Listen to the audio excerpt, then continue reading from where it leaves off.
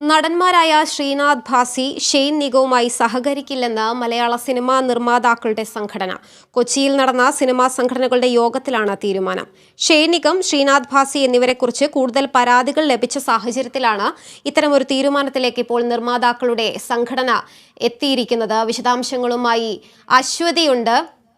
അശ്വതി, നേരത്തെ തന്നെ യുവനടന്മാർക്കെതിരെ നിർമ്മാതാക്കളുടെ സംഘടന രംഗത്തെത്തിയിരുന്നു. ഷൂട്ടിംഗ് സ്ഥലങ്ങളിൽ, ലൊക്കേഷനുകളിൽ നേരത്തെ വരാത്തതിനെ കുറിച്ചും കരാറുകളിൽ നിന്ന് സിനിമ പൂർത്തിയാക്കുന്നതിന് മുന്നേ ഇറങ്ങിപ്പോകുന്ന പ്രവണത, ഇത്തരത്തിലുള്ള കാര്യങ്ങളൊക്കെ തന്നെ ചൂണ്ടിക്കാട്ടിയായിരുന്നു സംഘടന രംഗത്ത് വന്നത്. ഇപ്പോൾ ഇവർക്കെതിരെ എന്തൊക്കെയാണ് നടപടികൾ സ്വീകരിച്ചിരിക്കുന്നത്?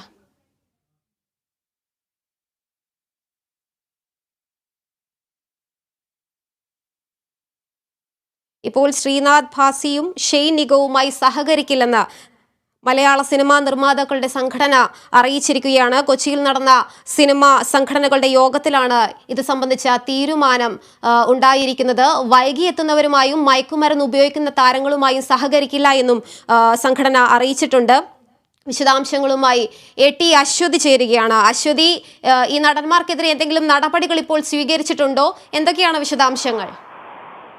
തുളസി, നടന്മാരുമായിട്ട് നിലവിൽ ചർച്ചകൾ നടത്തിയിട്ടില്ല. ഈ ഷൈൻ നിഗം, ശ്രീനാഥ് ഭാസി എന്നിവരെ കുറിച്ച് നിരവധി പരാതികൾ, കൂടുതൽ പരാതികളും ഇവരെ കുറിച്ചാണ് വരുന്നത് എന്നാണ് നിർമ്മാതാക്കളുടെ സംഘടന ഇപ്പോൾ വ്യക്തമാക്കുന്നത്. അതോടൊപ്പം തന്നെ ഇനി നടന്മാരുമായി സഹകരിക്കില്ല എന്നാണ് നിർമ്മാതാക്കളുടെ സംഘടന പറയുന്നത്. അതായത് നിലവിലുള്ള പ്രൊജക്ടുകൾ തീർത്തതിനു ശേഷം പുതിയ പ്രോജക്റ്റുകൾ ഇവരുമായി വെക്കില്ല. ഇതിനിടയിൽ എന്തെങ്കിലും ചർച്ചയ്ക്കുള്ള സാധ്യതകൾ ഒക്കെ തന്നെ കാണുന്നുണ്ട്. പക്ഷേ എന്തായാലും നിലവിലത്തെ സാഹചര്യത്തിൽ ഈ നടന്മാരുമായി ഒരു തരത്തിലും സഹകരിക്കില്ല എന്നാണ് നിർമ്മാതാക്കളുടെ സംഘടന വ്യക്തമാക്കുന്നത്. അതുപോലെ തന്നെ ഇനി അങ്ങോട്ട് എഗ്രിമെന്റ് സൈൻ ചെയ്യാത്ത ആർക്കും NOC കൊടുക്കില്ല. NOC ഇല്ലാത്തവരുമായി ടെക്നീഷ്യന്മാർ ജോലി ചെയ്യില്ല. പലപ്പോഴും സഹിക്കാൻ പറ്റാത്ത ആളുകൾ ഈ സിനിമാ മേഖലയിൽ നടന്മാരുടെ ഭാഗത്തു നിന്ന് ഒക്കെ തന്നെയുണ്ട്. അത്തരത്തിലുള്ള ആളുകളുമായി സഹകരിക്കില്ല. ഈ സഹിക്കാൻ പറ്റാത്ത ആളുകൾ എന്ന് പറയുന്നത് ലൊക്കേഷനിൽ വൈകി വരുന്നവർ, അതുപോലെ തന്നെ മയക്കുമരുന്ന് ഉപയോഗിക്കുന്നവർ, മുതിർന്ന നടന്മാരെ ആദരിക്കാതെ അവരോട് കയർത്ത് സംസാരിക്കുന്നവർ തുടങ്ങിയ ആളുകളുമായി ഒരു തരത്തിലുമുള്ള സഹകരണം ഇനി നിർമ്മാതാക്കളുടെ ഭാഗത്തു നിന്നും ഉണ്ടാകില്ല എന്നാണ് നിർമ്മാതാവ് രജപുത്ര രഞ്ജിത്ത് ഇപ്പോൾ വ്യക്തമാക്കിയിരിക്കുന്നത്.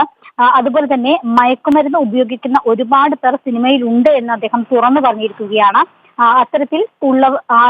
ഇത്തരത്തിൽ മയക്കുമരുന്ന് ഉപയോഗിക്കുന്ന നിരവധി പരാതികൾ, നേരിട്ടുള്ള പരാതികളല്ല, അല്ലാതെ ഉള്ള പരാതികൾ ഉണ്ടാകുന്നുണ്ട്. അതുകൊണ്ട് തന്നെ മയക്കുമരുന്ന് ഉപയോഗിക്കുന്നവരുടെ പേരുകൾ സർക്കാരിന് നൽകുമെന്നാണ് പറഞ്ഞിരിക്കുന്നത്.